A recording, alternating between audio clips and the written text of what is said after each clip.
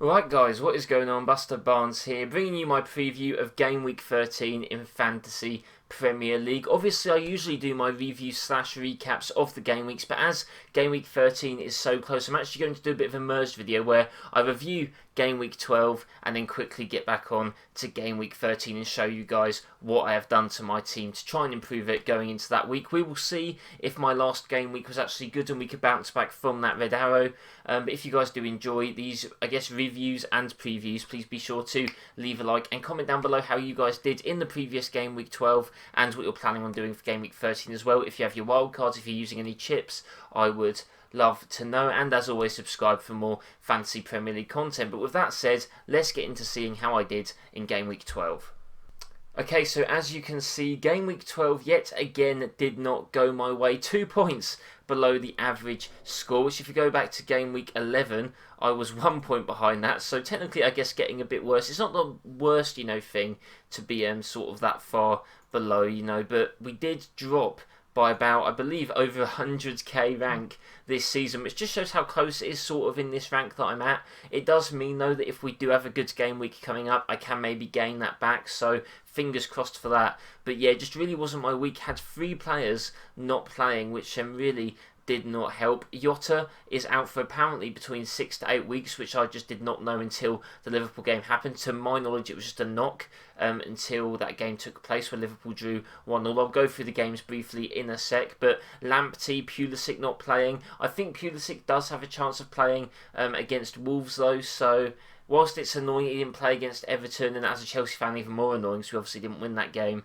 Hopefully he'll be back. Lamptey, hoping he'll be able to play Brighton's next game. Apparently it was just, I think, a precaution of, fitness why he didn't play their last game against Leicester, but who knows, we'll have to see. But yeah, Martinez doing very well, getting all those points, and was really shaping up my week to actually be decent with that score that he got. Kane was the right captain choice, which was at least something positive, but no one else in my team really delivering. Calvert-Lewin getting an assist, but everyone has him. Son getting an assist, but again, everyone has him, so that's why the average is still a bit higher than what I got. So yeah, a bit disappointing. Annoying that players like Kilman and Mitchell aren't getting any game time anymore to, try and come on.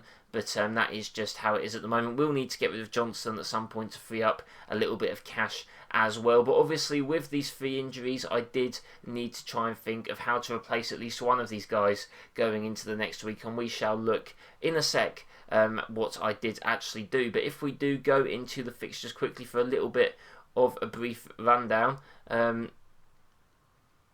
Yeah, sorry, I don't know why that fixtures was like that. But yeah, Leeds losing to West Ham. Still not sure about either of these assets. I think Leeds do have some good fixtures coming up. Cleach got a penalty, so he's maybe being a bit more attractive at the moment as an asset. Villa against Wolves. Wolves still not looking great. I mean, maybe they'll be a bit upset that they didn't get anything out of this game. Villa looking decent. El Ghazi, I believe, taking the penalty. I'd still hold their assets as they have some decent fixtures coming up. I believe they have Burnley next.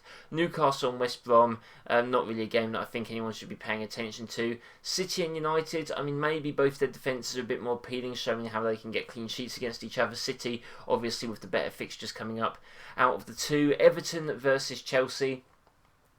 A frustrating game. I think Everton played very well. Calvert-Lewin was very good up front, despite maybe not getting the ball all the time. Yeah, I don't think it was necessarily any bigger negatives to take from each team. I think Chelsea defence still looks good. It was just, a case of whoever scored the first goal was going to win, and it did happen to be Everton. So I think both teams' defences look decent going into the future games. Southampton, they're just flying at the moment. Have Arsenal next, which could even be a good game for them. Ings is back. I'm sure there'll be plenty of people bringing him back into their team. Adams as a cheaper alternative too. Spurs v Palace. Yes, Spurs didn't win, but Kane and Son are still firing. Fulham and Liverpool. Maybe eventually people will start thinking about Fulham players. Lookman not looking like a bad option. But yeah, still, maybe not looking so convincing. But, were maybe unlucky to get a draw against Liverpool and could have perhaps won the game. Liverpool, obviously, Jota injured for that amount is going to get people to do some sort of thinking. Especially if you've had Jota as the alternative to Salah or Mane. You're now probably thinking about how to get Salah or Mane in your team. Arsenal v Burnley. I mean, Arsenal just look like a shambles at the moment. Burnley winning by an own goal, so I wouldn't really take them too seriously. Leicester v Brighton. Leicester assets looking good, Vardy, Maddison firing, and they're getting some more of their players back and fit. Justin as well doing well, so maybe Leicester are a team that everyone could be looking at. But with that said, guys, that is my little recap of Game Week 12. Like I said, let me know down below how you guys did. But let's get into my team for Game Week 13 and what changes I made. Okay, so as you can see, this is my team going into the next game week, and I did make the swap. I swapped out Jota for Mahrez, which is very risky. I'm a bit scared of bringing in any Man City players that aren't De Bruyne or Sterling, just because we know how Pep Guardiola likes to chop and change. But Mahrez did get subbed off in the 65th minute against United, so maybe he's got a chance of playing this game. I mean, you have Torres, you have Foden, so it is a little bit scary, but hopefully he can start this game. But I wouldn't bet on it, but at least maybe he can, come off the bench, make an impact. I don't really know. I mean, at least Brewster gets a point or two to come on for someone, but yeah, it's a risk, but one that I think I had to take. Martinez against Burnley at home with Grealish as well. Hopefully we can see some returns from them, another clean sheet and maybe an attacking return from Grealish. Robertson against Tottenham. Obviously I have Robertson, a defender, against Tottenham. I have Son and Kane, which probably, I guess, rather the return for Robertson, because I think less people own him than Son and Kane, so I suppose that'd be a bit better considering I'm not captaining either of those two guys. Lamptey against Fulham, just really hoping he plays, to be honest, above anything else. Chilwell against Wolves away with Pulisic, hoping Pulisic starts, but at least, getting a bench appearance. I'm hoping that he can, maybe score a goal, get back on form. I'm hoping Chelsea can, keep a clean sheet. Their defence has still been good recently, despite conceding one to Everton. It was a bit of a dodgy penalty, so hopefully their defence is still as solid as ever. Fernandes, he's got the armband at the moment. I think I'm probably going to leave it on him just because he's the most sort of guaranteed to play out of him and Mahrez. I was thinking about putting it on Mahrez, but I'm just not too sure. Calvert-Lewin, I know that he's going to be rested at some point. I think Ancelotti said that he's going to probably have to rest him throughout this period, but there's a game against Sheffield. Maybe that'll be more of the time that they think about doing that. I'm not too sure. So yeah, I mean, Leicester, it could be good for Calvert-Lewin, but I just think that Fernandes against Sheffield United looks a little bit more appealing, although you've got to think that Sheffield United are going to win a game soon enough, so who knows, it could go any way. Yeah, Brewster's on the bench to hopefully, I guess, come on if someone doesn't play. But yeah, not as confident about my team as I once was. Obviously, there are some things that I still want to do. I'd much rather, take Chilwell out and put James in to free up some cash. Take out, I don't know, try and get like someone better on the bench who's going to play maybe in defence.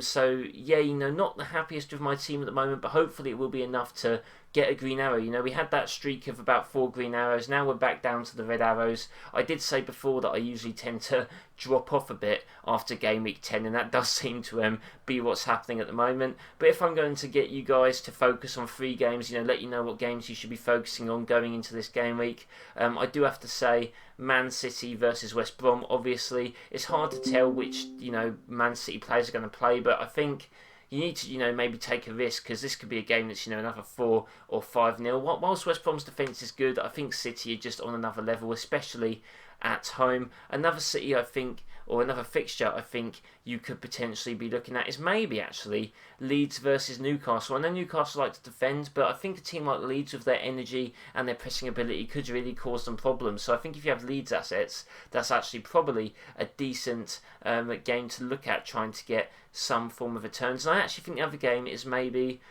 a bit of a tough one. I think I'd probably say Aston Villa versus Burnley. Burnley's still not looking that great. Arsenal should have probably beat them, but unlucky not to. And I think that Villa, with their assets, Barkley maybe back in the team, not too sure what his injury's like, could run a bit rampant over this Burnley side.